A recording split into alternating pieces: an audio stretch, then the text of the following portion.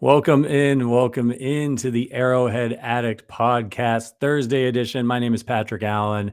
We will be joined momentarily by our old pal, Matt Verderame from now Sports Illustrated. That feels kind of weird to say after working with Matt for so many years here at Fansided.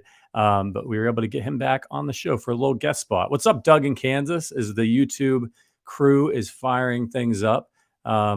Yeah, we're just going to give folks some time to get in here. Got a great show lined up for you today. Obviously, we're going to get some thoughts from Verderame. So much has happened since the last time he was on the show. So love to hear from him about his thoughts on Chiefs free agency and all of the moves that have been happening. Obviously, kind of a few different things floating around. Just for a quick news update for anybody who might not be aware, Mecole Hardman is gone. He goes to New York to play for the Jets. And then the Jets went ahead and traded Elijah Moore to the Cleveland Browns. Elijah Moore was a person that a lot of Chiefs fans on Twitter I saw, since the Chiefs definitely need help at wide receiver, were saying, hey, we'll let, the Jets, they're adding all these wide receivers that Aaron Rodgers wants. And now maybe we should look into Elijah Moore. They'll move on from him. As Matt Verderame joins us. How you doing, man? It's just like old times. You were running late. I am right. I was doing an interview for a story. I'm sorry, but I was not going to cut the person short. So here I am. I'm a few minutes late, but you survived just like an old time. So it's okay. Just like in old times. It's I know all about not cutting somebody short, having co-hosted the show with you for so many years. Everybody's really excited to have you back, man. How are things going on over there at old Sports Illustrated? They're going good. They're going good. Like I said, working on some stuff right now. I've got, oh God, I don't know. Let's see what's up today. 5 best signings of free agency is up today. You can check that out tomorrow. I got my 5 worst signings free agency coming out, and then got a piece of Aaron Rodgers had mentioned on the Pat McAfee show that he felt he was potentially the greatest Packer of all time, which is not unreasonable. I decided to try to find out if he's the greatest Packer of all time. So I talked to some people who have been involved in that organization, and I really burnt the old midnight oil trying to figure out, is he the best Packer of all time? That'll be out next week. But there's a whole lot of stuff coming down the pipeline. I'm working on things that go out next week. I'm working on things that go out in May. So yeah, it's good, man. It's been good. It's been a lot of fun. It's a different role for you than you had here. Similar in many ways, but sure. Different company, different priorities. So you and I were chatting about that over text message today. So it's got to be fun to just really be focused and tapped in on the league, having these conversations, and you're putting out daily content. Yeah, I write about. Let's see. This is the 3rd week I've been there, so about 3 times a week, and I'm with Gilberto Manzano, who does a hell of a job, and they hired him alongside myself to be the staff writers there. And Connor Orr and Albert Breer have been great teammates, and they're the senior writers. And so it has been a lot of fun. It's funny. Like, it's different. Yes. I mean, obviously there's differences in every job you have, but it's still like, it's football, like you're still writing about football. The fun thing I think now, and I did this at Fanside as well, but I just have more time probably just to chase down people and bother them. That's the thing I enjoy the most. So that's been good. But well, I'm happy to be back here every once in a while. That'll be fun. I'm appreciative for Sports Illustrated allowing me to hop on and join the show and talk Chiefs. And I'm happy to be back and see everybody in the chats. This is cool. Yeah, it's funny. Obviously, I hired you at Fansided, and you worked with me for a number of years. I was your direct report for a little while, and what I've been waiting for since you've left is now I'm not above you in the hierarchy anymore. You can really tell me what you really think of me, and I've been waiting for you just to show up in the front door, and give me 8 years worth of a piece of your mind. But it hasn't happened yet. Well, you worked with me, as you pointed out, for 8 years. So you ought to know that it wouldn't have taken me moving on for me to tell you what I thought of you. That's right. It wouldn't have been a problem. Yeah. There were plenty of times, especially in my first handful of years at Fansided, where I would have said things I probably shouldn't have to anybody. But yeah, man, no, listen, I loved it. It was great. I think it's one of those things. Like, I had a handful of people ask me, like, on Twitter and stuff, when I announced that I was going to Sports Illustrated. It was like, well, what happened? Why'd you move on? They're like, Have you ever been at the same place for 8 years? Like, I think for me, like, I love FanSided. I will always champion FanSided. I had an amazing experience, and when I told you guys I was leaving, you guys were really supportive about it. It wasn't any like, sometimes you leave and it's like you get the cold shoulder on the way out the door. It was the complete opposite of that. I think that's evidenced by me sitting here right now. Yeah. I think, it's just one of those things. Sometimes, you want a different challenge. You want to try something new, and I think for me, really, that was it. But I really do. I do appreciate you guys having me on as a guest here and there down the road, and this is cool to be back. And there's plenty to talk about because Chiefs fans are either saying, "Hey, calm down, relax, it's fine, they'll get a receiver," or they're saying, "Oh my God, I'm going to have to try out for the team to be a receiver because we don't have any." Yeah. But that's what makes the offseason fun and what makes it exciting and interesting because you never really know which way this thing's going to go. Yeah, absolutely. And as you know, on the show, we have bills to pay. So that means that I've got to ask you to hang tight for a second while I let everybody know about some of this breaking news that we have. Our sponsors, the Kansas City Beer Company, once said that they would never release an IPA, but they just brewed one so good they broke their own rules. And I had to tell them, Verderame, when they were sending that out, they said, what about Verderame? I said, no, man, he's off the team. He doesn't get any. It's called Never Say IPA, and it's the newest beer and the first IPA to hit the KC Beer lineup.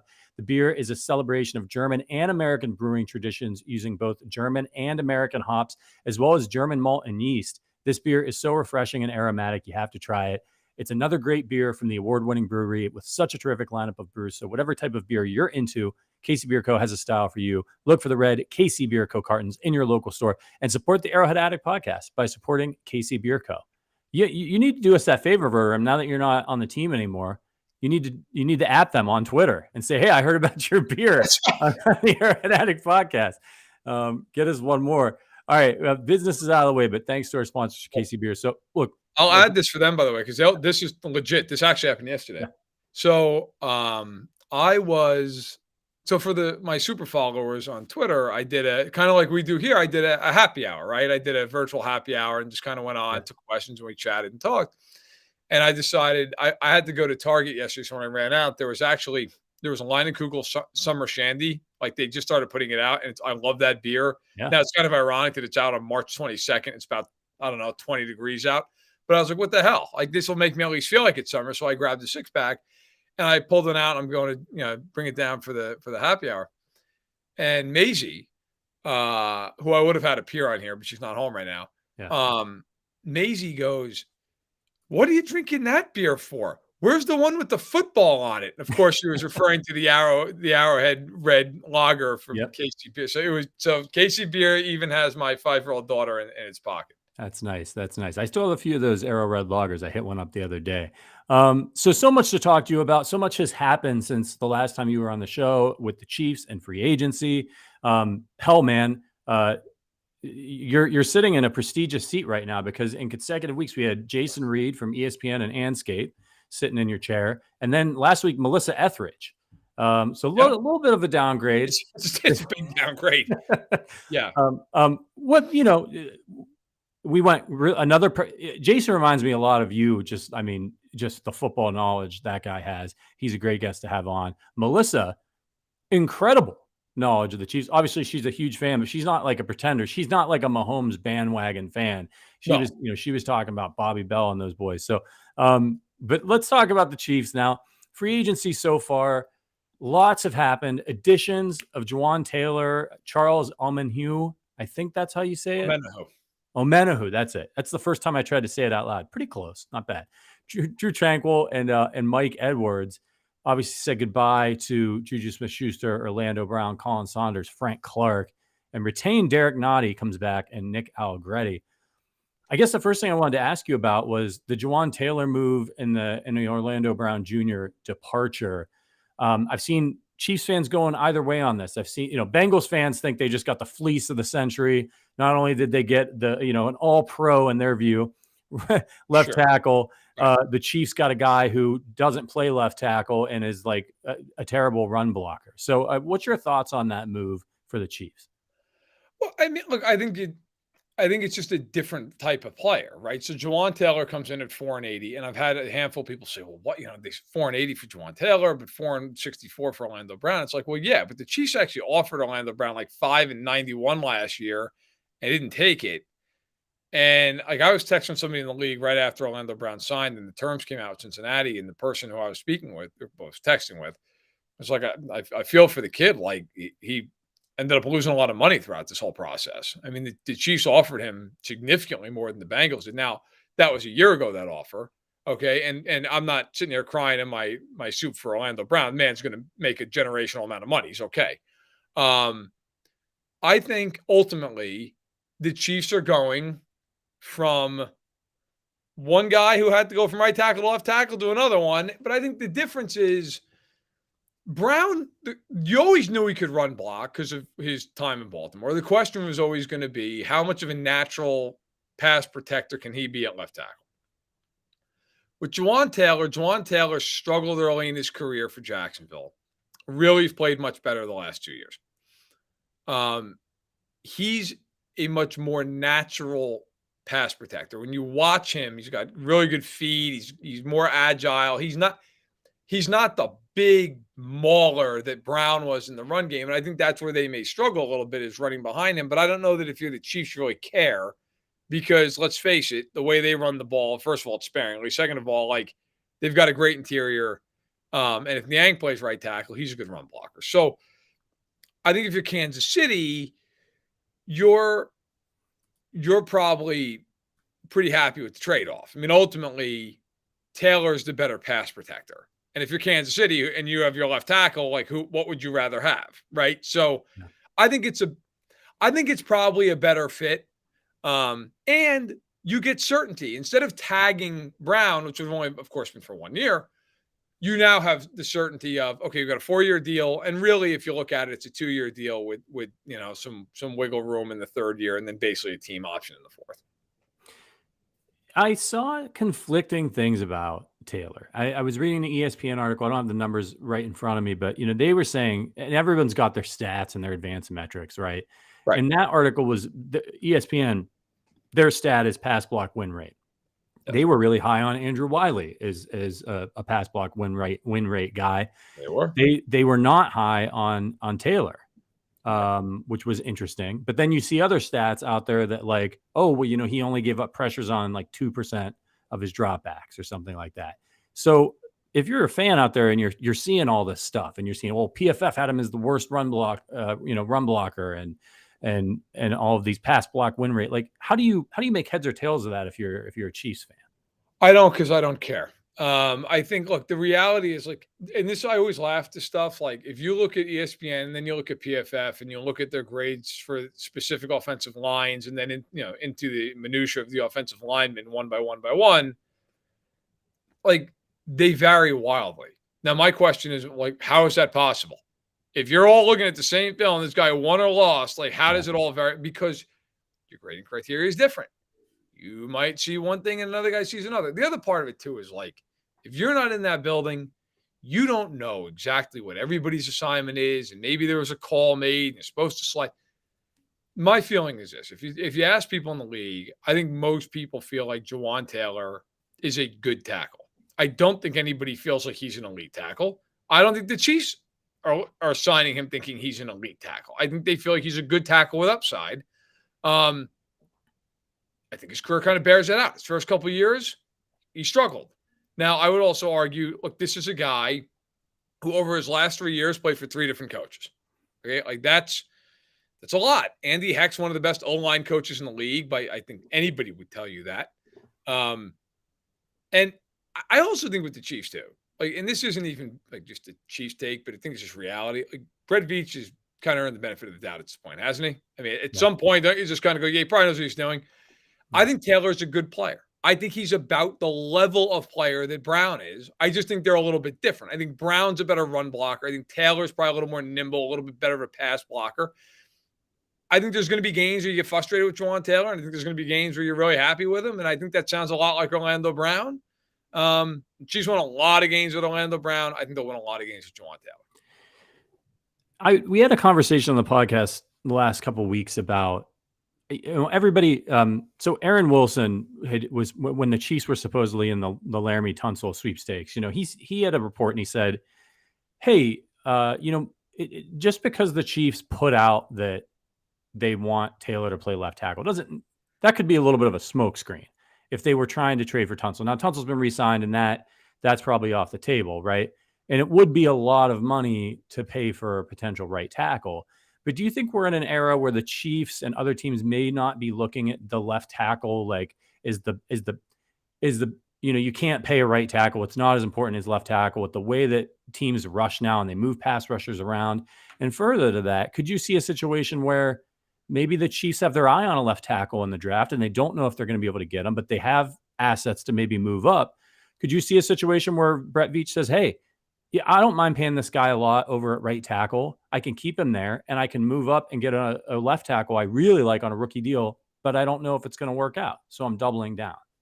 I think, again, look, if you're the Chiefs, first of all, I was told then, and my understanding remains now, he's their left tackle. Now, things can change, of course, but that's the reason they signed him. I think you're Kansas City. Like, look, when you look at that offensive line, let's just pencil him in at left tackle. If he's just solid and good, which I think the expectation will be, you're pretty damn good all the way across the right tackle. If Lucas Niang, if he ends up being the right tackle, like as long as he's not a road cone, you're in pretty good shape. Now, I think they're going to have to go out and draft a tackle reasonably early, even if they like Niang. Right now, who's your swing tackle? You don't have one. Yeah, that guy's not on the roster. So you got to draft him. I don't want to hear about Darian Kennard. Nothing against Kennard, but like you're telling me you feel really confident if somebody has an ankle sprain and misses 2 weeks, and Darian Kennard's on the blind side. Like, I don't think that's the case. So I'll tell you what, and I don't know if the Chiefs have any interest in this. Like, I haven't asked. I don't know. Just kind of spitballing here. Isaiah Wynn's a former first-round pick of the Patriots, and he is still available. He's still out on the market. He had an injury last year, cut his season short. Man, I have no idea if he'd have interest, but if you're the Chiefs, that wouldn't be the worst signing in the world. Like, let him go compete at right tackle, and if he loses the job to Niang, fine. And whoever does lose the job is now your swing tackle. Like that, I know it's not the sexy position. That's a really important position. Remember Cam Irving, when Cam Irving was a swing tackle? He wasn't great, but like he was good enough that if he had to play a handful of games, it didn't get you killed.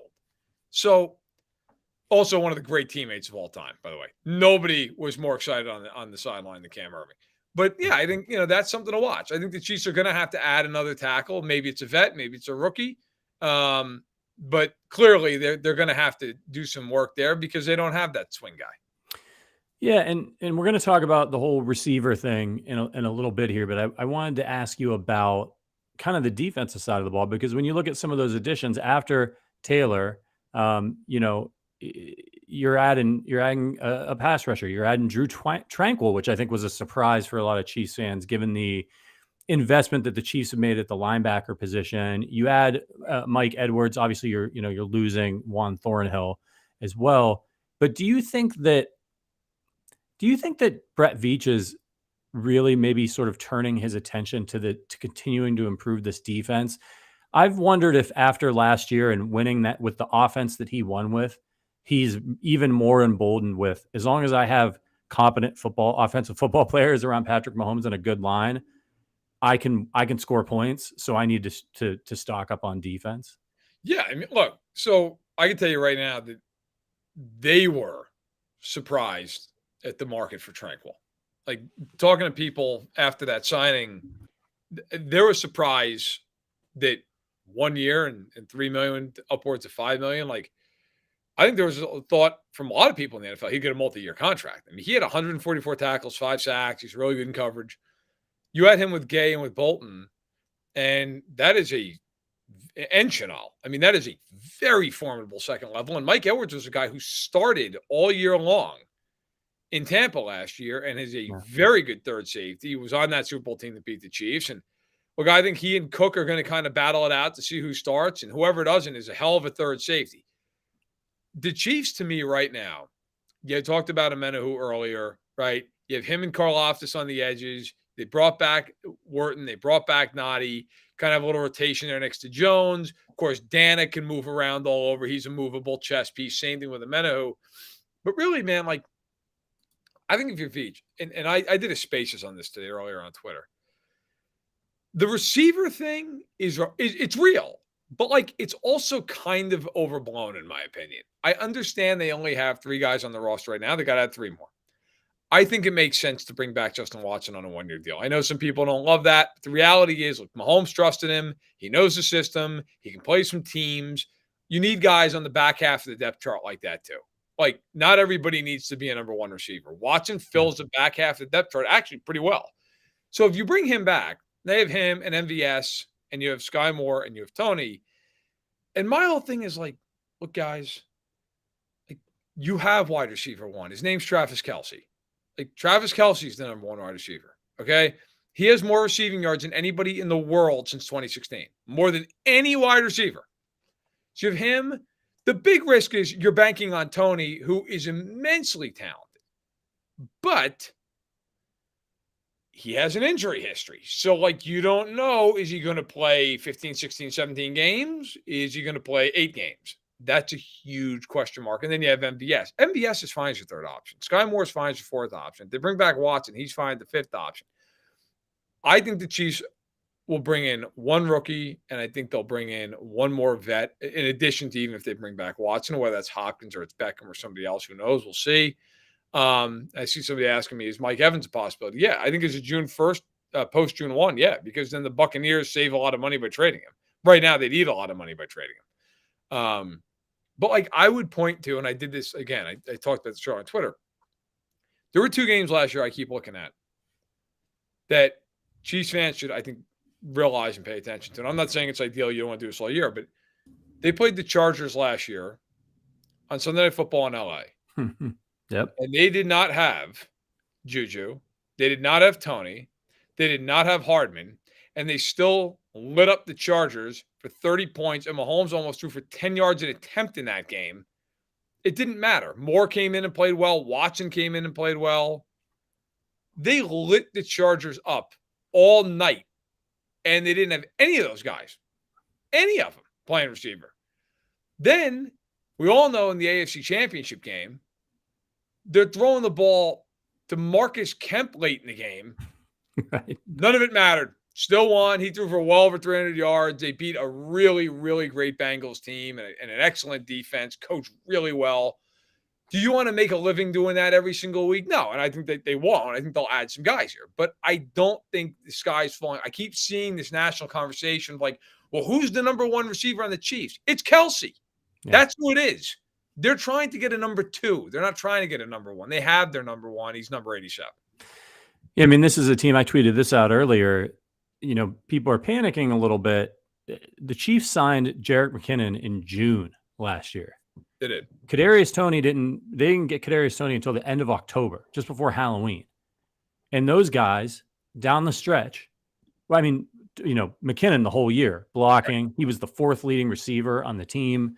He was an incredible asset to their Super Bowl run. And then you had Toney come in and make an impact, albeit on a smaller scale, but on the biggest stage. Sure. So, you know, I think after this first wave of free agency and you're looking out and the team has holes, you might get a little bit nervous, but there's a long way to go here. And I think as we all know, there's the first wave of free agency. That's over. Then you have your second wave. And then things kind of really cool off until the draft, because GMs are like, well, all right, I know who's out there. If they're still out there, they're probably still going to be out there after the draft. And I want to see what I can get in the draft. And then we're going to make our moves. So do you think, and I want to get back into receiver in just a minute, but do you think, like, for example, Frank Clark, he's still floating around out there. Yes. Is it possible he ends up back in Kansas City, or is he just one of these guys? He's going to get signed, but he's probably not going to get signed until after the draft. I mean, he might get signed after. He might get signed before. I don't know that that's really like locked down necessarily. But yeah, I mean, look, you're going to have guys who linger till after the draft, and you're going to have guys who are targets, by the way, for trade over the next month. Like, I always think so let's use receivers. Okay. Let's start talking about who's going to be a free agent after this upcoming season. Mike Evans. Corey Davis might get cut by the Jets. In fact, I think he will be cut by the Jets. He's 29 years old. He'd be an interesting guy. Tyler Boyd, but obviously the Bengals are not trading him to the Chiefs. We know this.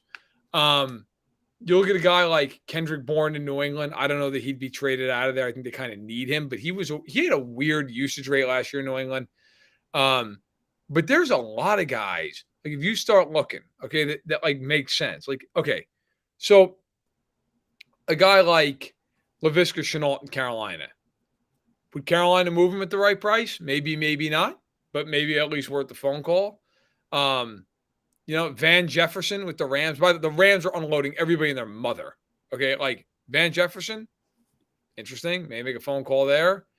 You look at the Jets are shaking up everything, essentially. Denzel Mims, like, could you make that phone call? I feel like Chiefs fans have been talking about Denzel Mims for years. There's a million guys. And then there's also just guys that, like, look, guys who are going to be maybe too expensive for a team down the road as they start looking at their cap. Now this guy's not going to land in Kansas City, but I've used him as an example a few times. Gabriel Davis in Buffalo. Yep. He's got 1 year left. Is Buffalo going to extend him for $15 to $20 million a year? Because if they're not, he's probably leaving. If you're Buffalo, would you trade him? Now, you're not trading him to the Chiefs, but my point is just there are guys like that. Think back to last year in the draft. During the first round, 2 receivers got dealt. Hollywood Brown, A.J. Brown. Why? Because they were on the last year of the rookie deals, and those teams didn't want to sign them to extensions.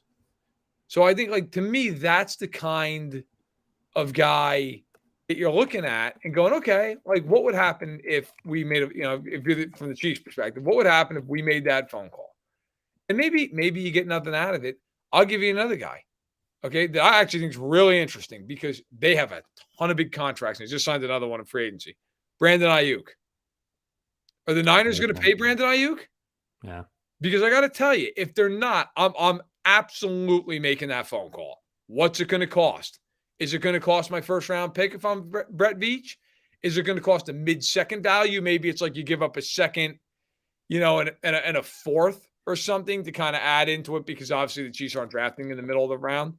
I think guys like that are guys you look at and go, okay, does that guy make sense? Ayuk, for an example, he led the Niners last year in receiving yardage.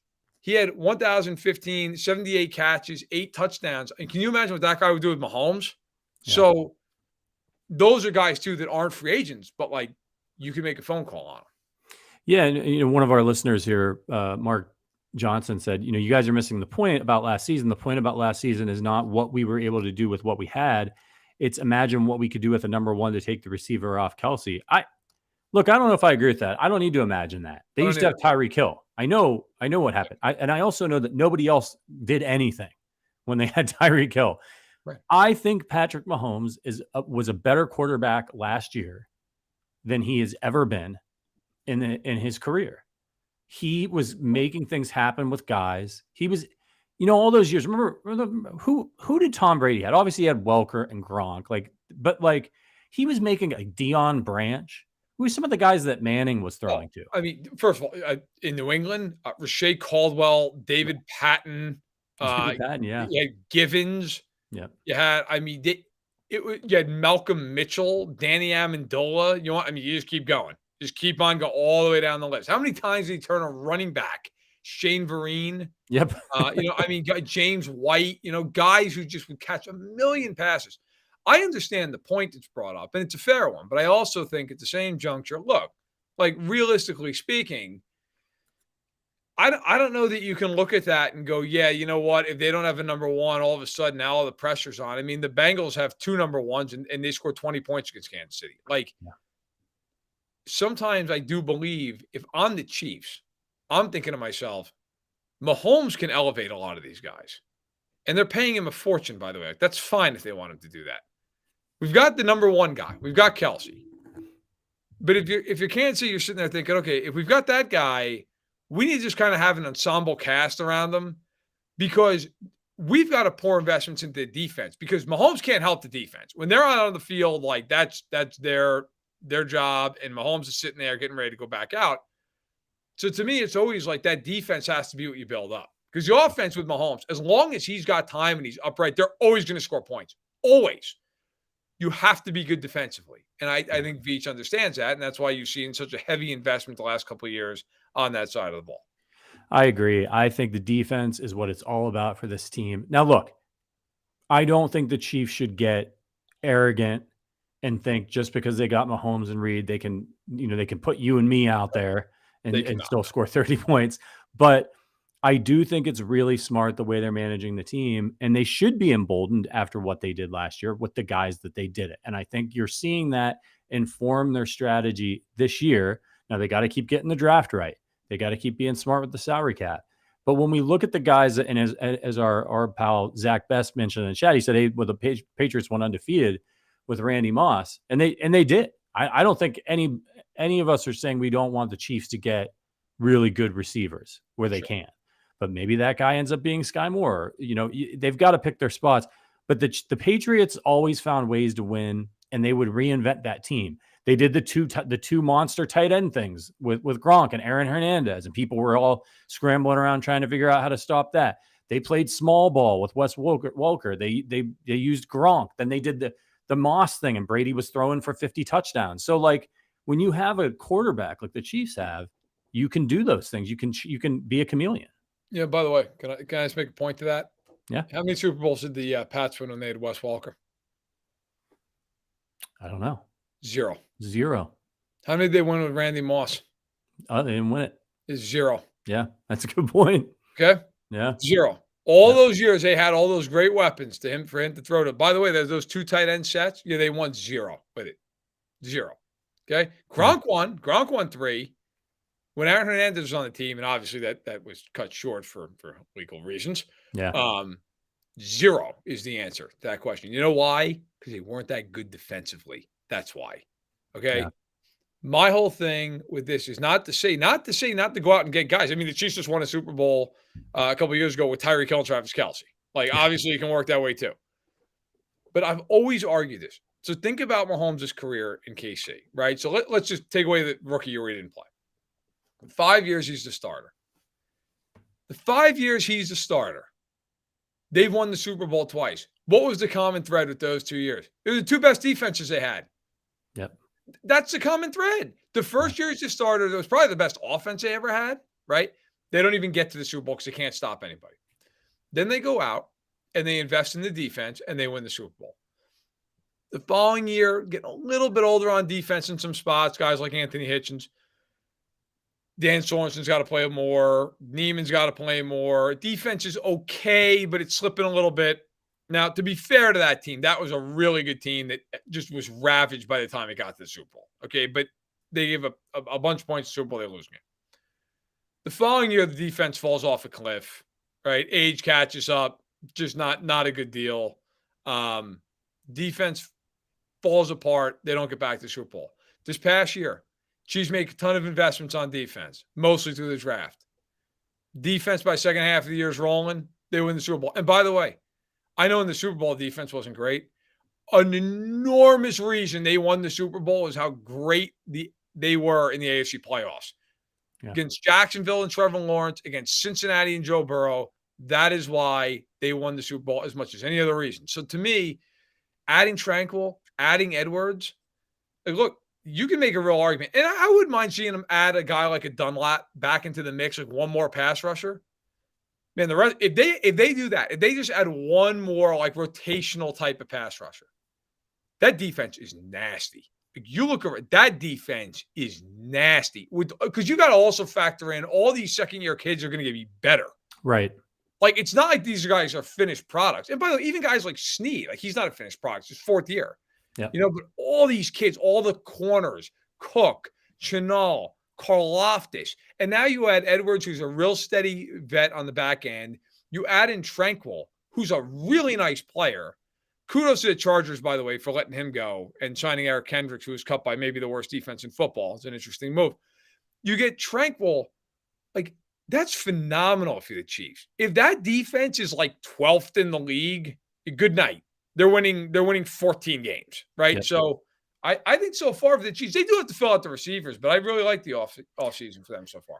Yeah, I agree. If this team ever, if Patrick Mahomes ever gets like a top 10, or God forbid, like could you imagine if he had a top 5 defense? I'm not kidding. They would never lose. They would be like 16-1 and just absolutely destroy teams over and over and over and over. Like if he had if he had the San Francisco 49ers defense, it's just so I get what Veach is doing, and it's smart use of resources. Not every team, take the Bengals, and this isn't no shade on the offensive coaches or the head coach in Cincinnati, but like you have Joe Burrow and you have these incredible weapons on offense.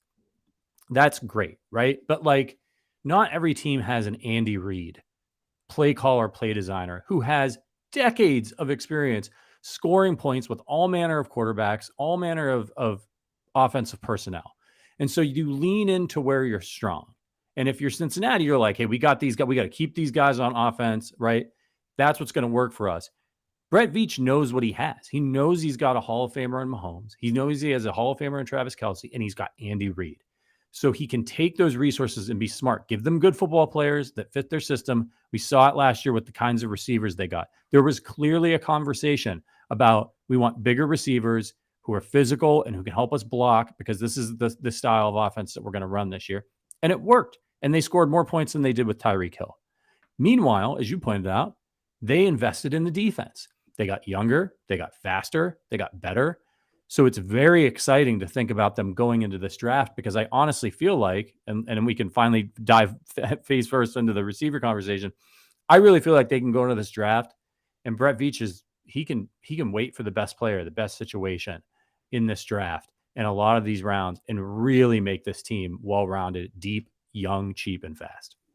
If you picture the draft in terms of like levels of anxiety and how teams are acting, right? Like, so like take the first overall pick. Like they don't have a ton of anxiety because they're going to take, right? So they can just sit back, put the feet up on the desk, turn the card in, celebrate.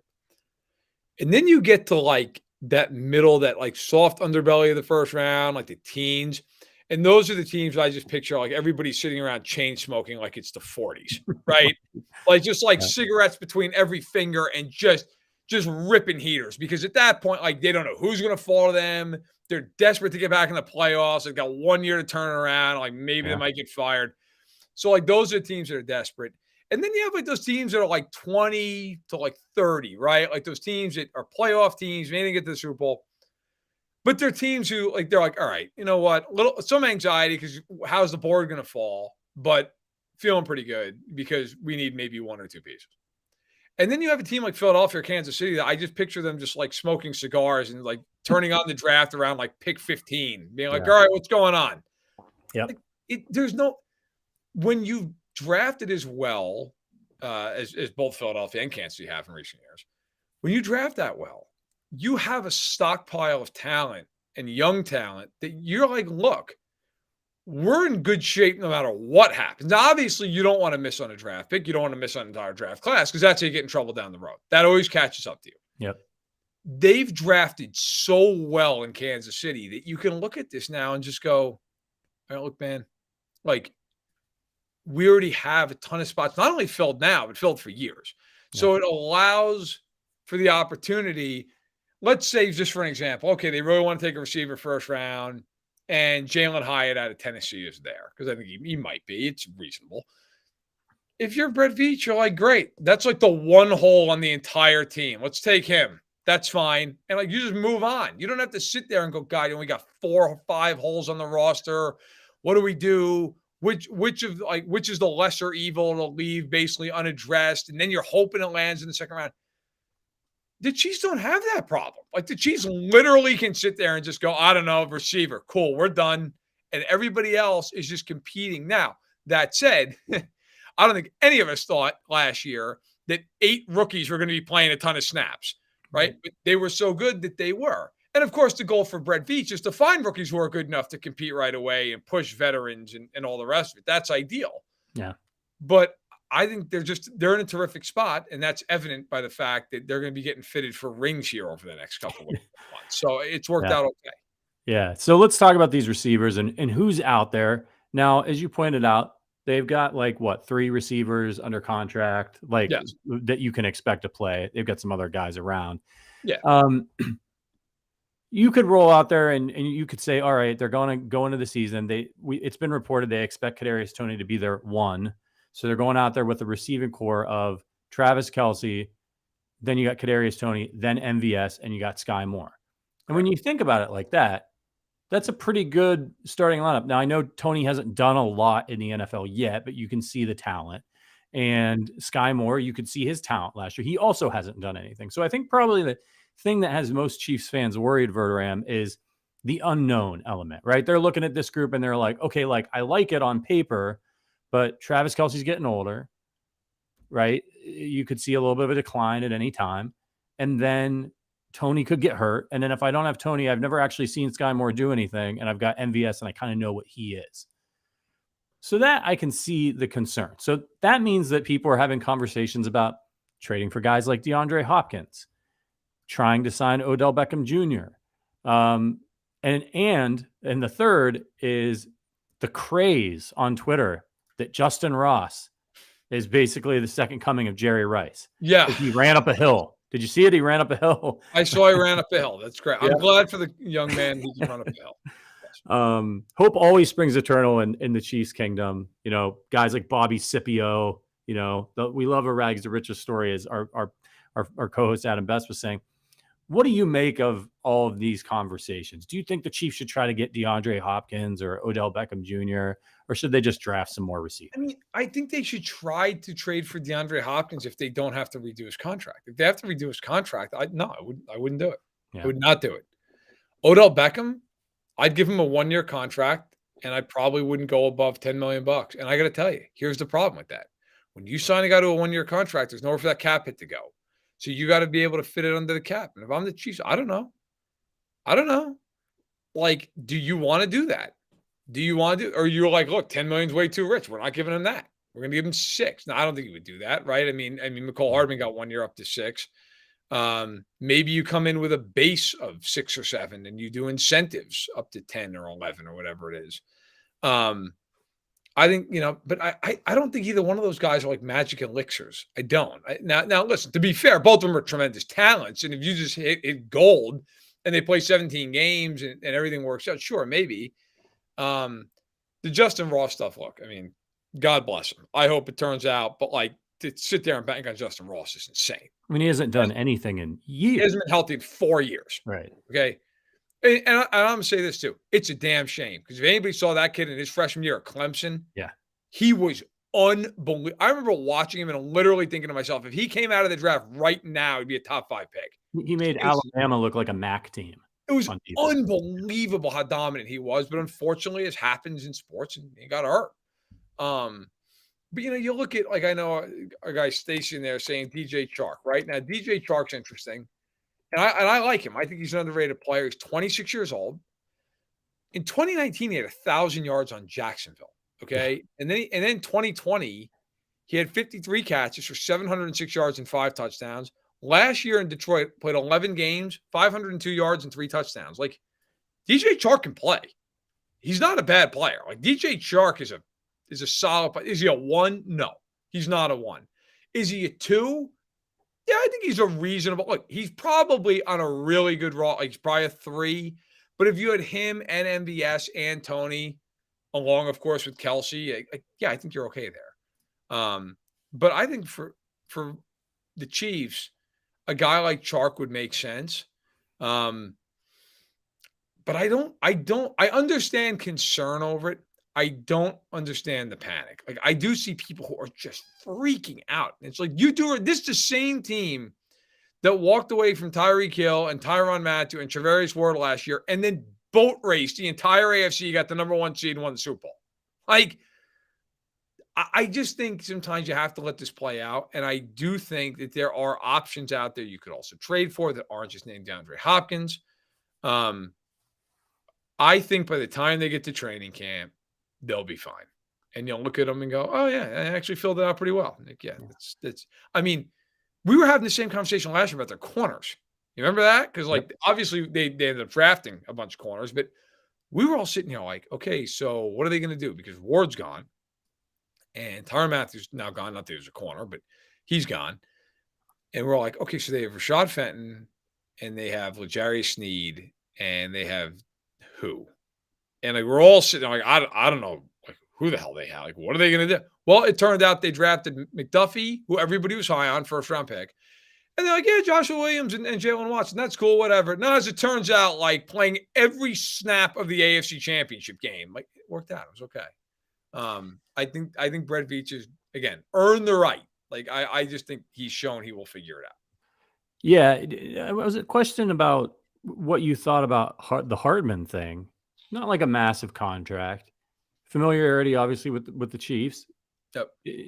Do you think that relationship was just sort of like both were ready for a change, or would you have thought maybe they should have brought him back for that kind of deal? You know, I don't think it's a bad deal, to bring the guy back on. But I will say this, and I don't know this. This is just my opinion. I wonder if there's a little bit of for McCall, if there was a little bit of like, I'm just ready to kind of go somewhere where I can maybe get some more guaranteed targets, and I kind of get a fresh start. He didn't have a bad career in Kansas City, but he had a career that was maybe from a personal standpoint as a receiver, a little bit unfulfilling. You always kind of felt like there was a little more there, and maybe he finds that in New York. I will root for him. I think it's Red Tribe Cinema, who's on Twitter, who I think it's done by Clay Wendler. He does a great job with it. If you don't follow that, you should. It's really interesting. But anyway, they put out a bunch of like Chiefs related content and whatnot. He put out, I believe it was yesterday, maybe it should have been yesterday because that's when Hardman got signed. It was like, this was the last, time we saw Hardman in Chiefs uniform making this heroic catch in the AFC title game. It's like he came back in a lot of pain to play that game to try to get them to the Super Bowl. And he made a key third down catch on the drive that ended up putting them ahead 20-13. Like, you know what, man? Like in the end, people can say what they want about McCall Hardman. McCall Hardman was a good piece for the Chiefs. Was he putting them over the top? Was he dominant? No. But I think in reality, like he gave them something that they needed at times. I mean, I always remember Franklin. I think of McCall Hardman. I'll think of that that kick return against the Texans in the AFC divisional game that kind of started that whole comeback. So in the end, you know what? I think it probably is a good, smart move for Hardman to kind of get a fresh start, go somewhere where you're probably be playing with Aaron Rodgers. You have a quarterback. You're not going somewhere where nobody's throwing you the ball. And for the Chiefs, maybe it's an opportunity to open it up for a young guy, maybe bring in a rookie and kind of see where things go. Yeah, he played his part. And I think that's something that sometimes we lose track of as fans, that you got a 53-man roster, and not everybody's going to be Travis Kelce for you, even if they get drafted in a high round. But you think back at some guys who came through, Daniel Sorensen played a big part in a championship for the Chiefs. Guys like McCall Hardman. So it'd be great if everybody turned out to be all pros, first team all pros, but it doesn't mean that they're not going to make that big play. And you never know where it's going to come from. As we pointed out earlier, Kadarius Toney. And, if I told you before the season, Kadarius Toney and Jerick McKinnon were going to be the most important players for the Chiefs to win a Super Bowl, you would have been like, are you crazy? That one guy's not even on the team. Right. But I think, again, though, that speaks to just kind of like what the NFL season can be. That's another thing too. Like Brett Veach might even say, listen, we're gonna throw some stuff at the wall. We're gonna see what happens. And if you get into the season and we're approaching the trade deadline, like it's not really panning out the way we want, we'll go get somebody. We'll go make it. There's always somebody available. There's always guys out there. Well, I'll give you this total example. Here's an example. Let's say that they get to week 6, okay? And let's say the Chiefs are like, I mean, you don't know what the schedule is yet, but like 4-2, 5-1. Like they're playing fine, but maybe they're lacking at receiver a little bit. Well, maybe the Colts are atrocious. Maybe the Chiefs call them up. I'm like, hey, Michael Pittman, we'll give you a second-round pick. And all of a sudden you're like, hey, Michael Pittman, Travis Kelce, Kadarius Toney, MVS, looking good. Like, and then they go like 10-1 the rest of the year. Yeah. I mean, so I think with the Chiefs, it's all about getting ready for January. I mean, God willing, as long as Mahomes is upright, man, they're going to the playoffs. They're winning that division. It really for the Chiefs, the NFL season's not 17 games. It's 3 or 4. That's what it is. Like everything else, it matters, of course, because you're getting seeding and all that, but like it's a preamble. As long as Patrick Mahomes is healthy, it is a preamble. So I think sometimes we look at this the wrong way. Like, do you think Brett Veach is freaking out about week 1? Like, certainly they want to be the best version of themselves, but I'm sure he's sitting there going, all right, look, we got to figure this out. Don't get me wrong, but like, okay, it'll be okay. Like, we'll figure it out. And when the time comes to really be ready, we'll be ready. And I think you see that all the time with Spagnuolo with that defense. And by the way, you see that in Andy Reid. How many times we sit in here and we saw it in the Super Bowl multiple times, where you don't see a play all year long, and then they'll pull some play out in a playoff game. You're like, where the hell was that? And you're like I remember that 3rd and 1 with Pacheco in the Super Bowl on the eventual game-winning drive. And the whole drive, I was sitting there thinking to myself, like, God, I hope they don't end up in a short yardage situation, because that's been nightmare. And of course, right, 3rd and 1, like, it has to be. And I'm thinking all the scenarios in my head, right? They got the 2-back set up, and I'm like, they're never in a 2-back. Like, what are they doing? They're in like a pro style set. I mean, are they going to run? And I'm thinking like run with Burton, or last thing in the world I'm thinking is they're going to run like a power sweep to the left-hand side of it. But that's what they did. And they caught the Eagles by such surprise that if Gardner Johnson doesn't make a great tackle, I mean, Pacheco could have moonwalked to the end zone. Yeah. So, they think that way. They prepare for January and February. I think that's also got to be part of the way you think about this as well.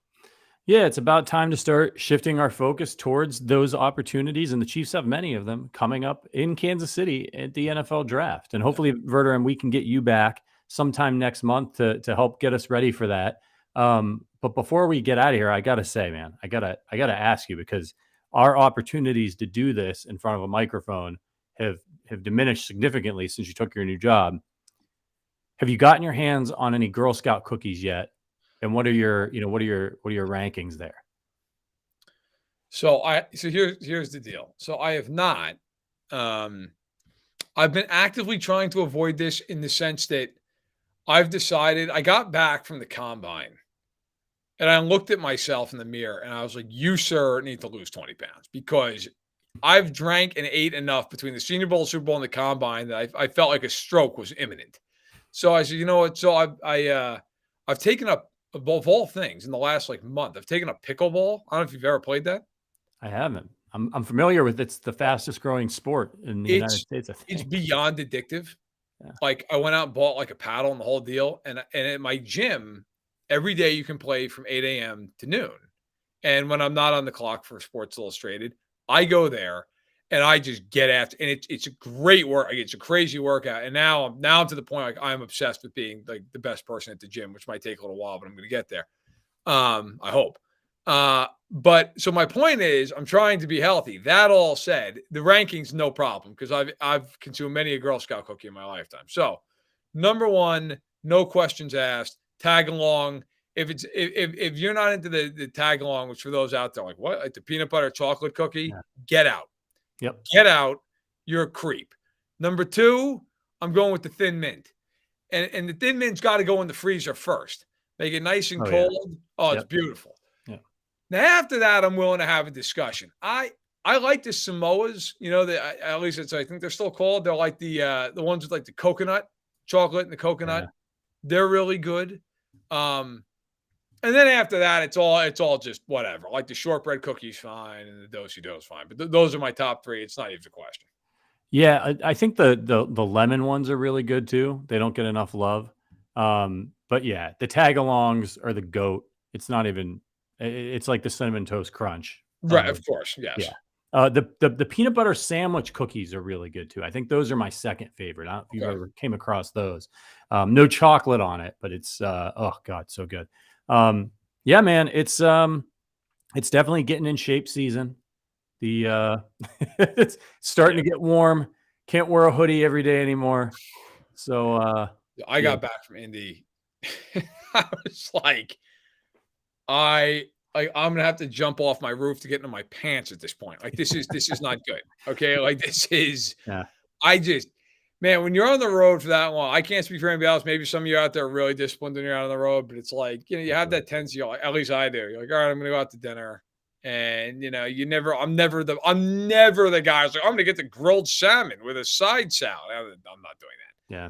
So, and then you have some beers, and then God knows in Indy, you're out talking to people in the business, and you're trying to get information, you're trying to touch base. So you're out to like 4 a.m., 4:30 a.m., and you're not drinking waters, okay, at 3:30 in the morning. No. You're being reasonable. You got to be professional, but Yeah. my God, and man, you come back and you're just like, this has to stop. So now, yes, I'm over the next couple of months here, I'll get myself back into respectable shape. But whew, oh, it's bad scene. It's bad Yeah. scene. And I'm surprised because you have 2 daughters. Well, one of them is old enough to be in the Scouts, I'd think. Why are you not getting this inside connection here? Oh, I think she starts next year. Okay, so she is going to do Scouts, you think? Probably, yeah. I think my wife did Scouts, and I know I was in the not the Girl Scouts. I was in the Boy Scouts for, oh God, I don't know how many years. Until I was like 13. My cousin became an Eagle Scout. No chance in hell, no chance. I remember when they handed us like the pamphlet, and they're like, "You need to learn these 60 knots." I'm like, "Yeah, I'm done." Yeah.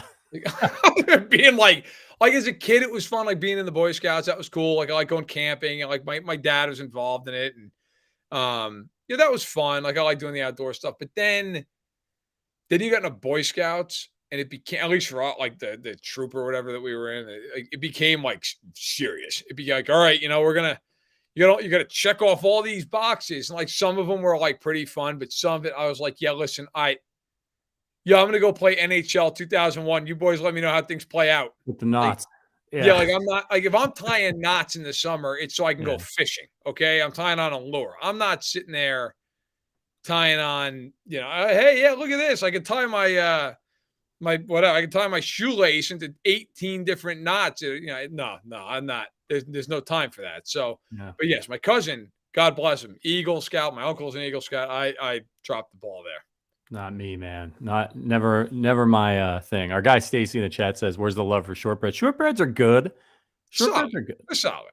But I mean, there's just some classics here, and I was never a big fan of coconut, so I don't really like the Samoas. I stay away from those. But yeah, you've got a daughter, so when you get her started in Scouts, I want you to let me know because I need a direct connection, and I'll drive up there to where you live to get them. See, I'll tell you, I remember, they have like, I don't know if they still do it because God knows now there'd probably be people who are like, it's not good to have the kids competing against each other. But like when I was younger, they had, you had to sell like whatever it was. Obviously, we weren't selling cookies. I forget. There was like some other kind of drive for the Boy Scouts, whatever the hell it was. And it was like you had to sell like however, and it was like, it was candy bars. It was candy bars. Yeah. So you had, a lot of times you'd go to like the local barber shop and you put a box in there and, whatever. So my grandmother at the time, about 90 miles away, worked down in a suburb of New York City, worked at a very, very large bank. And she just was like, give me as many of these things as you can. Like you'd be, you had these counts like, I sold 60, sold 70, sold 492. Yeah. It's like, I remember it was like shooting fish in a barrel. Like, all right, hey, Nana, listen, here's about 12 boxes of these chocolate peanut butter bars. Go nuts. Okay, just put them at the elevator. Put in $1. Boom, done. Yeah. It was always bullshit that in my class when they'd come around with those things and here's the catalog and go around and sell to your neighbors and you can win a Ferrari or whatever. And it's like, there would always be some kid, like whoever got the best in the class. Like there's always some kid whose dad worked on at the GM plant.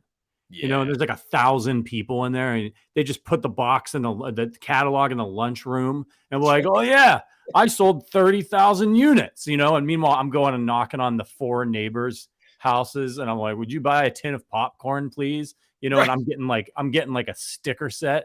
And this kid's got like one of those like little Jeeps that they can drive around. Not fair, man. Not fair. That's why the Towns kid should have ganged up on Johnny and beat the hell out of him taking his Jeep. That's right. That's right. That'll teach you to collude. Yeah. Show him who's boss. It's funny though, man. You look back on like some of that stuff. It is true, but I do remember. Did you guys in grade school, did you guys have like book fairs and stuff? Oh yeah. Okay. Yeah. So we always had book fairs, and I will say, like I like to read. I bought some books as a kid. We're talking like 7, 8, 9 years old. But they also always had posters. And they always there was always TV shows and whatever, but I didn't care about any of that. Like they had a handful of sports stars. Every year, like the first day, I wouldn't buy books the first day. I'd usually go back like later in the weekend. Yeah. I just go in and get posters of like sports players. And I'd have like the occasional teacher be like, Matt, at some point, you got to pick up a book. Like, no, I love sports. But yeah, but a book would really be preferable, but listen, you're selling those posters down there. You don't want me to buy a poster, don't sell me one. Yeah. But I was also the kid who, I don't know how many of you are familiar with Beverly Cleary, the author who wrote kids books forever and ever and ever and ever. There's one book that she wrote called Mouse and the Motorcycle, and my wife actually just finished reading it to my daughter, which goes to show you, by the way, the reading level we're talking about. I'm pretty sure that I did a book report on Mouse and the Motorcycle until I was about 14 because I just didn't want to read any other book. And it got to the point, I was like a freshman in high school, and my teacher's like, listen, this is all nice and well. Read a real book. Yeah. I was offended. How dare you? So I did. I read the sequel. Yeah. And I handed it to him. And I don't know how well that went over. But hey, point is, don't let people tell you what to do. Go ahead, you want a poster, get a damn poster. You'll learn how to read at some point. That's right. That's right. By the way, I'm going to Cleveland this weekend. See my old man, take him to a ball game. Do you want me to swing by the RV Hall of Fame and say anything for you when I'm going through Indiana? Dude, if you go to the RV Hall of Fame, like next time I see you, I will buy you multiple beers because that would be hilarious. By the way, they're building an addition. Oh, are they? They are, yeah. Can't hold down the RV Motorhome Hall of Fame. I'm gonna look that up because I'm driving out there by myself. Mag's not coming, no dogs. I'm not on a schedule. So usually I try not to stop in Indiana at all. I try to just get right through Indiana and get into Ohio, but maybe I'll make a stop to make a video. We'll play it on the podcast. Every time I go back home to New York, I pass it. And every time I think to myself, like, what qualifies somebody to be in the RV Motorhome Hall of Fame? Like, I just need to know. Like, is it that like somebody drove like 400,000 miles in a souped up Winnebago, and they're like, all right, that's it. Susie's in. Yeah. She drove cross country 900 times. Like, I have to know. In fact, I'm Googling this right now because I'm so I think part concerned and part interested. So it's in Elkhart, Indiana. Yeah. It is the RV Motorhome Hall of Fame. It is in 100,000 square foot museum. Okay. And it is described as so Wikipedia has a page for this thing. It's founded in 1972. It was founded as the Recreational Vehicle Manufactured Housing Heritage Foundation. And the opening paragraph is the RV Motorhome Hall of Fame, 100,000 square foot museum, Elkhart, Indiana, that features a variety of historical recreational vehicles from Airstream, Winnebago, and other American makers. The primary goals are to, quote, to create a display of historic RV motorhome products in a museum for the education and enjoyment of the public. I'm just blown away by this entire situation. Yeah. So apparently, like, looking at like pictures of this, it literally is just like random, like old style, like RVs and motorhomes that people just drive around in. It's like, would you like to see what a 1954 RV looked like? Step right in. Unbelievable. I really want to go now. Admission is $15, which is, I don't know, man. That's something I'll have to wrestle with. But they've got a gift shop. And if I go, I'm getting you something from the gift shop. Listen, you want an RV Hall of Fame t-shirt? If you go, next time I see you, I will give you back the $15, but you have to buy me something from the gift shop. Yeah. Okay. All right. You got it. And with that, see, we had to play some of the hits since you haven't been on the show for a while. Yeah. So that was for you, hardcore. And by the way, we didn't kick you out of the Discord. We debated it. Should we kick Verderame out? Is he banned? So if you want to hang out with the members and drop in, talk some football sometimes, you're an honorary for life member of the Arrowhead Addict Discord.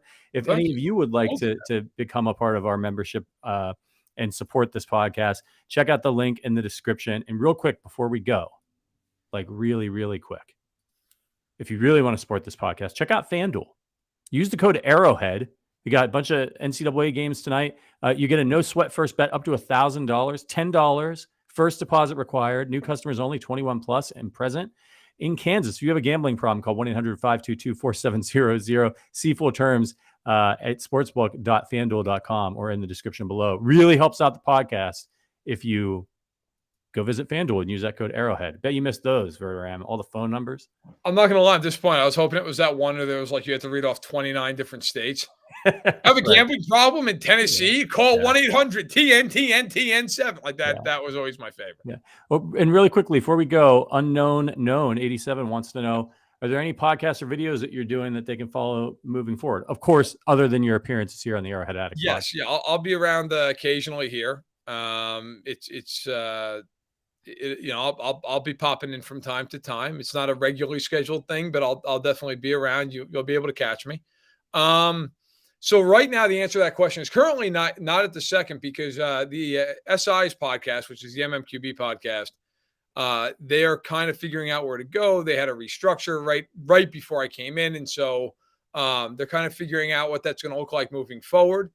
But I will tell you that obviously I love doing podcasts and I love doing video stuff. I will say I will be doing some SI video stuff, I believe, starting next week. So nice. That you'll be able to find me on. But yeah, look, and I don't feel bad shilling now because I'm a guest and that's my job at the end of these things. Look, if you follow me on Twitter, first of all, thank you. And I'm sorry.